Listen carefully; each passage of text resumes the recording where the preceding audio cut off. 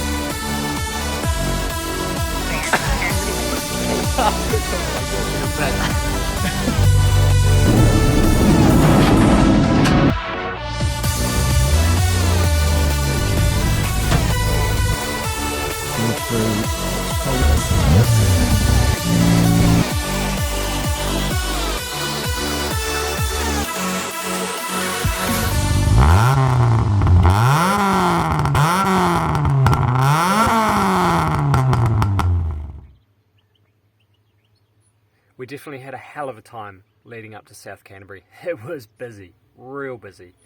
But we did everything in our power to try and get the car in a position that we could finish a rally. Fingers crossed. Starting off our journey at South Canterbury, of course, we had our reconnaissance or recce. Thanks to Saddler's Garage. Both we have a tow vehicle from them, but then we can use the vehicle for recce as well. So big shout out to Daniel from Saddler's Garage for being able to let us do that. We got into the stages, we were going through the motions, calling our notes, you know, just it was a bit different to say Otago where we had two passes. It was only a single pass recce at South Canterbury, so it means that you got to get your notes right the first time and you got to trust them after that.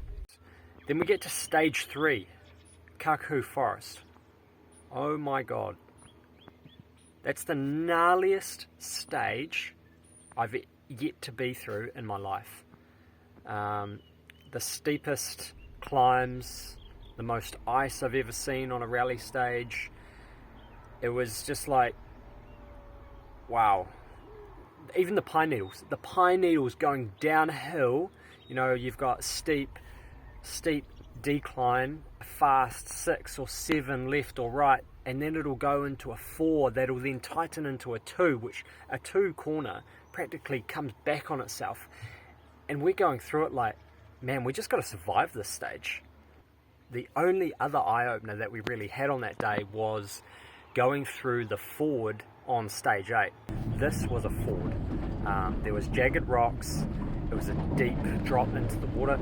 We need to be very careful about how we enter into this ford and how we create the bow waves so that we can actually get through to the other side of it without either bogging down within the ford or actually killing the electrics of the car and having water flow through to the cabin. So all whilst Kyle and I are out doing recce, we've got Blake back at Levels Raceway in Timaru all by himself for the first time ever, going through NZRC scrutineering. So he had big shoes to fill on Friday, and he got the car all stickered up with the Brian Green Property Group stickers and Heller and Dunlop, what we would need to require to run as part of the National Championship. Kyle had to do his novice briefing, and I'm pretty sure he was likely to be the only NZRC or national competitor that still had a novice briefing to do, so good on him. He got his last novice briefing out of the way, which is great. We had a last minute brake bleed that we wanted to do. I needed to go do some shopping, get us some lunch food, and while Kyle and Blake then went and do our brake bleed at 8 or 9 o'clock at night. So yeah, we got the car all ready to go. We did a quick tyre rotation in the morning, set our pressures, just, you know, double checked fluids, do all those last minute things just to make sure that we've got everything we can ticked off. The first few stages was definitely just about building into the day, getting used to the car with a totally different setup with a whole bunch of stuff changed in it. After the first couple stages, we had Kaku Forest, which was stage 3, and that was definitely the point of, right, nothing silly, we just want to get through the stage. There was a lot of ice. It was a matter of just surviving that stage, and funnily enough, we ended up winning our class for that stage, and it was our best stage for the day. We had an ignition coil had actually, I don't even know how to fully explain it. Practically, the ignition coil down the side of it had blown through the side of the plastic and rubber housing, and under high load, it was then arcing from the ignition coil over to the block. So what that meant is that once we actually started to rev the car, it went on 3 cylinders. So we were back to one of the same problems that we had at Canterbury, but a totally different issue at the same time. Unfortunately, it gave us no chance to really fight back and get into the groove. But the best thing is it didn't stop us from running. We were able to fix it at the second service and keep driving.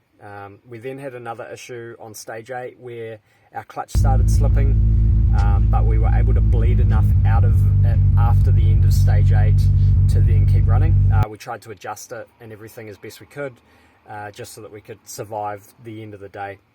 Compared to South Canterbury last year, fortunately we had no real driver error moments, or no major ones at least. The only real moment we had was stage 7.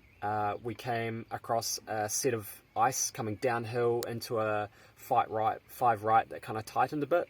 I all of a sudden noticed that it had gone really slick. Got on the brakes straight away. We locked up. Fortunately, I was able to throw the car into the corner and unlock the brakes in time. But yeah, it was definitely one of those situations that if there was a bit more ice on the road, we would have been off. As they say, if you don't have an oh shit moment during each rally, you're not pushing hard enough. So that was our moment for the day. To enter our first ever national championship event in the NZRC, what an awesome feeling. It's the first time I've ever been old enough to spray champagne on a podium. So yeah, pretty special feeling to stand up there and celebrate with the team. More than anything though, finishing that rally was the real win. Podiums, stages, they were awesome, but it does not compare to the feeling and relief we got finishing stage 10, going across that line and going, we've done it. This car came to us as a bare shell, and here we are finishing our first rally just 6 months later. So what was it actually like, compared to just normal rallying? What was it like to be part of the National Championship or the New Zealand Rally Championship for the first time? People don't realise as much about rallying is that it's not just about how fast you are on the stage. Rallying is all about timing everywhere. That was definitely a point where we had to step our game up. But I have to say, probably the biggest benefit about being in the NZRC is the additional media coverage. It was pretty cool to be able to pass on to friends and family, hey, we're going to have a live stream going. This is the time we're going to be on. And to then have mates and family texting me through the day, not that I could see that because I got my phone off. I just saw you on a live stream, man, the commentators said you were doing well. So proud of you. What a cool feeling. And as well for sponsors, we're all about trying to increase our image.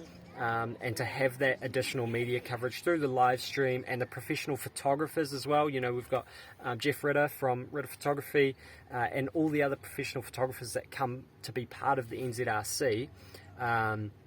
It really will help give us the image that we need to go that next step. I take my hat off to the NZRC for arranging all that stuff.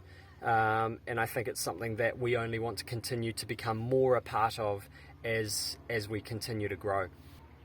The NZRC has always been a massive goal of mine. I wanted to continue the family legacy and join the NZRC. And when I was only 2 or 3 years old, my parents tell me how every morning I used to watch the same tape of Possum Bourne and be competing in the same championship that I guess my 2 childhood idols, being my own father and Possum Bourne, were part of. Yeah, I'm just proud to, I guess, tell 3-year-old, 8-year-old, 12-year-old, 15-year-old Jared, everywhere along my childhood. You did it, man. You are where you wanted to be, and you're making it happen. So, where to from here? Hear from every motorsport driver, you know, thanks to the team, they've put in a massive effort. But it's true. I've got an awesome group of mates that put so much time aside, and they love it, and they just want to keep doing more of it, and I can't ask for much more. You know, it's awesome. So, yeah, what do we do now? You know, one of our big goals is to gather a lot of experience and gather a lot of miles, and we're gonna continue to keep on try doing that. But I think one of the things that I'm also trying to aspire to do, and our team is to provide entertaining content. We don't have professional gear, we don't have professional people doing it, we don't have professional software. We're all doing this through what time we can give it, and just trying to learn it ourselves. To everyone, if there's stuff that you want to see, you know, let us know. I wanna know what I can provide to you guys that's really entertaining and enjoyable to watch. I wanna be able to show you our life and all the mishaps we get up to in a fun and entertaining way. So let me know if there's anything that you think we should do. But apart from that, it's going to be get into the car, get it fixed, get it running better than we have it at the moment, and then make some decisions about where we go from here. So keep your ears and eyes peeled for what comes next with Jigs Motorsport.